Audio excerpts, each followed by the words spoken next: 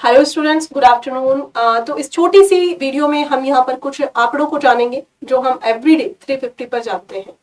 यहाँ पर हम कुछ रिपोर्ट्स के अकॉर्डिंग देख लेते हैं कि देश में कृषि क्षेत्र की अगर हम बात करते हैं तो ऐसे कौन से चीजें हैं जिनको कि हमारे लिए मेन एग्जामिनेशन के लिए जानना आवश्यक हो जाता है। सबसे पहले हम यहाँ पर देख लेते हैं कि जो ब्लैक मार्केटिंग है पीडीएस फूड ग्रेन्स में, यानी कि जब आप काला बाजारी के रूप में सुनते हैं कि पीडीएस यानी पब्लिक डिस्ट्रीब्यूशन सिस्टम के तौर पर बहुत सारे अनाज को ऐसी जगहों पर दे दिया जाता है जहां पर बेनिफिशियरी मौजूद ही नहीं है। ऐसे बहुत सारे लोग हैं आज भी जिनको आइडेंटिफाई ही नहीं किया गया। आज भी हम 2011 के जनगणना के आंकड़ों को यहाँ पर प्रयोग कर रहे हैं। तो देश में लगभग 40 से 60% जो फूड ग्रेन होता है पीडीएस में, उसकी एक तरीके से कालाबाजारी हो रही है। यहाँ पर अगर हम देखें ग्रेन प्रोक्योरमेंट बाय गवर्नमेंट, यानी कि सरकार के द्वारा जो अनाज की खरीद की जाती है, जब सरकार किसानों से उनके अनाज को खरीदती है तो लगभग 60 to 80% ऑफ मार्केटेड सरप्लस को, यानी कि आधिक्य में जितना भी अनाज है उसको सरकारों के द्वारा खरीद लिया जाता है। तो जब इतने बड़े लेवल पर खरीदा जा रहा है तो वापस से उसे पीडीएस में देना है, तो वहां पर जो बेनिफिशियरी है यानी कि लाभार्थी हैं उनको चीजें नहीं मिल पा रही है। यहाँ पर तीसरी बात देखेंगे कि अगर हम 2015-16 की बात माने तो महिला भूमि धारकों का जो हिस्सा था, यानी कि जो फीमेल लैंड होल्डर्स हैं, उनकी क्या भूमिका थी 11.57% यहाँ पर, यानी कि as per centre of land governance index दिसंबर 2020 में यह इंडेक्स, यह संकेतक आया जिसके अनुसार यहाँ पर देखा गया कि 11.57% यहाँ पर भूमिका है।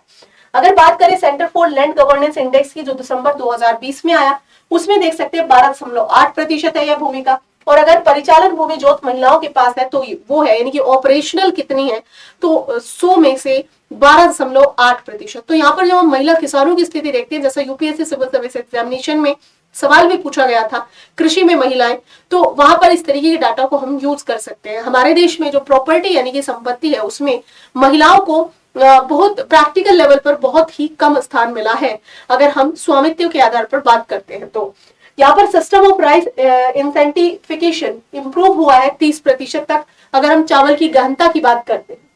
यहाँ पर हम नेक्स्ट देख लेंगे अपना कि वही उत्पादकता में 30% की वृद्धि हुई है चावल की गहनता में।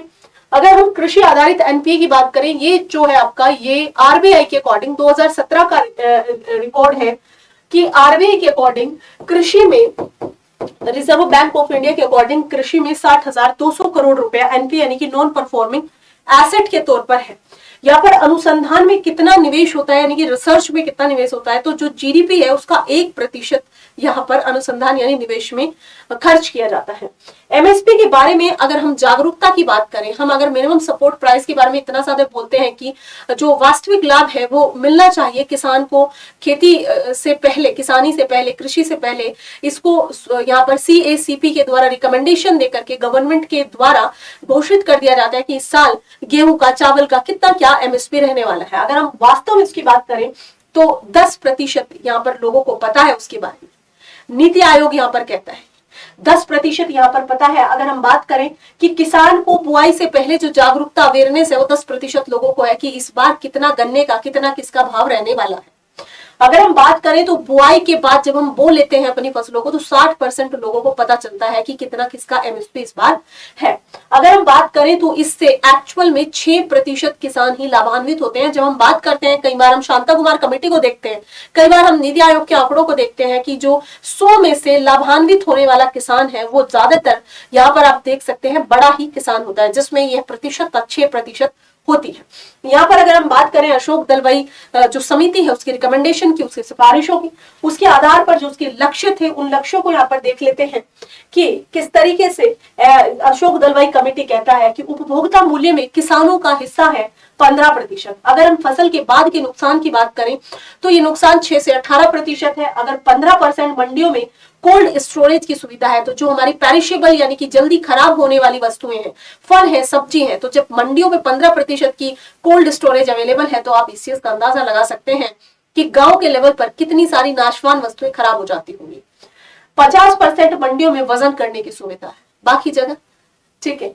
औसत खरीद अगर बात करें चावल की 33% और इसकी यहाँ पर 25%, यानी कि एवरेज प्रोक्योरमेंट राइस 33% और जो है आपका 25%। गेहूं की बात करें 50% of mandis have a waiting weighing facility यानी कि वजन करने की फैसिलिटी, बाकी चल ऐसे ही चल रहा है। ठीक है, तो इसी तरीके के अन्य डाटा और फैक्ट्स को जानने के लिए 350 पर जुड़ेंगे IAS PCS बाय एग्जाम्पल पर।